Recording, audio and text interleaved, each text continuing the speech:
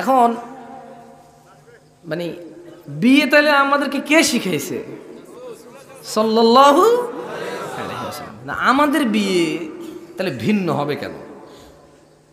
শিক্ষক যদি রাসূলুল্লাহ হয়, শিক্ষা যদি মুসলিমের জন্য হয়, তাহলে কেন ওকে ফজরের পরে গোসল করতে দিল না? সকাল 8টা বা 9টা বাজলো, তখন ওকে পাটার উপরে বসাইলো, ওর ভাবি ওরে কোলে করে নিয়ে আসলো, নিয়ে আসার পরে পাটার উপরে বসাইছে, এবং ও নিজে নিজে গোসল করতে পারবে না, মহিলারা কল থেকে নিয়ে আসা পানি ওর গায়ের উপর ঢালতেছিল। আচ্ছা, তো এর আগে আর একটা ঘটনা ঘটছে, ও বিয়ে করছে না তো, আমি তো আসলে ওর বিয়ের প্রথম দিন গেছি, আমি বাংলাদেশে তখন একদম নতুন, আমি এর আগে কোনো বিয়েই দেখিনি, যেটা সত্যি কথা। আমি জানতামও না যেগুলো হবে, কারণ আমি সৌদি আরব থেকে বড় হয়েছি। সৌদি আরবে মানে বাংলাদেশে যখন জীবনে প্রথম আসছি, আসার কয়েকদিন পরে সে আমি না গেলে বিয়ে করবে না, একবার আমি তো চিনি না টিনি না, আরেকজন আমার খালাতো ভাইয়ের ফুফাতো বাড়ি নিয়ে গেছি পথে, যদি আমি আবার পথ টথ ভুলে যাই এই জন্য।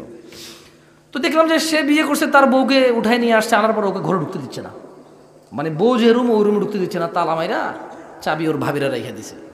এখন ওর টাকা দিতে হবে, এখন এই চাবির জন্য ও মহিলাদের সাথে হাতাহাতি করতে হচ্ছে। এই মহিলা কারা? ওর ভাবিটা বিয়েরা। হাসি তামাশা হচ্ছে, চাবি দিবে না, ওরা যাইতে দিবে না ওই রুমে। আমি যদি এলাম, এটা কি আল্লাহ, মানে কই আসলাম, আমি তো কিছু বলতে পারি না, সইতে পারি না। আর তাছাড়া আমি খুব মানে, আপনি বিশ্বাস করবেন না, কারো মা বাপ মরে গেলে যেরকম মানুষ মানে হঠাৎ করে ধরেন আপনার সামনে মানুষ মরে গেছে, অবাক হয়ে যায় না? আমার মাথা মতো কাজ করতেছিল যে হচ্ছেটা কি, আমি তো বিয়েতে আসছি, কিসে আসছি, কিন্তু এখানে হচ্ছেটা কি আসলে। পরে দেখলাম যে মহিলারা হলুদ মাখলো ওরে, এর যে হলুদগুলো মাংসে পরের দিন এগুলোই মহিলারা আবার গোসল করে দিল ওরে। তা ওর বউ না, একদম উঠানের মধ্যে পাটা নিয়ে আসে বসায়া। পরে আমি ওরা বললাম যে কি হয়েছে, এটা তোমার কি হচ্ছে এগুলো, তুমি ফজর পড়ছো? সত্যি কথা, যখন আমি ঘুম থেকে উঠছি ওকে বললাম যে তুমি ফজর পড়ছো? মুচকে এসে বলে যে ভাই আমি তো গোসল করতে পারি নাই। ওর ছেলেটা ভালো, মানে অত খারাপ ছেলে না, যেটা সত্যি কথা, ছেলে হিসেবে খুব ভালো। এখন 2টা কিডনি ওর ড্যামেজ হয়ে গেছে অনেক আগে, ওর মা একটা কিডনি দিয়েছে, আল্লাহকে সুস্থ করুক। ভালো ছেলে, অত্যন্ত ভালো ছেলে, আল্লাহকে সুস্থ করুন, আমিন। খুব কষ্টে আছে, আল্লাহ ওর জন্য দোয়া করি না, আমি মুসাফির এসে দোয়া করছি, আপনারা দোয়া করেন, সবাই ভালো জায়গায় আছেন, এখন খুব কষ্টে আছে ছেলেটা, তখন সুস্থ ছিল। তাই বললাম যে তুমি গোসল করো নাই কেন? ওয়াই, তুমি বিয়ে করছো, আল্লাহ তোমাকে আজকে তোমার জীবনের সর্বোচ্চ নিয়ামত দিয়েছে।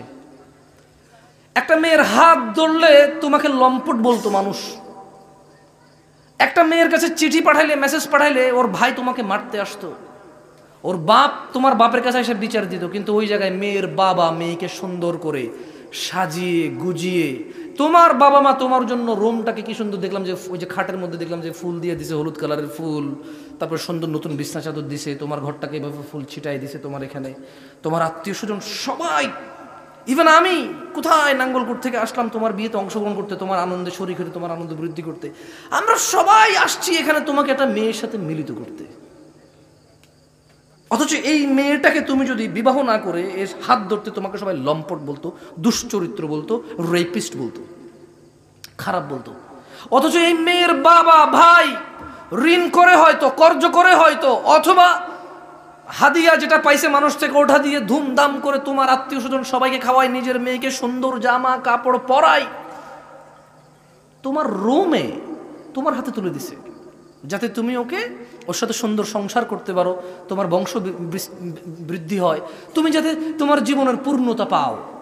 আল্লাহ নবী সাল্লাল্লাহু আলাইহি ওয়াসাল্লাম তো বলেছে বিয়ে অর্ধেক দিন। বিয়ে অর্ধেক কি?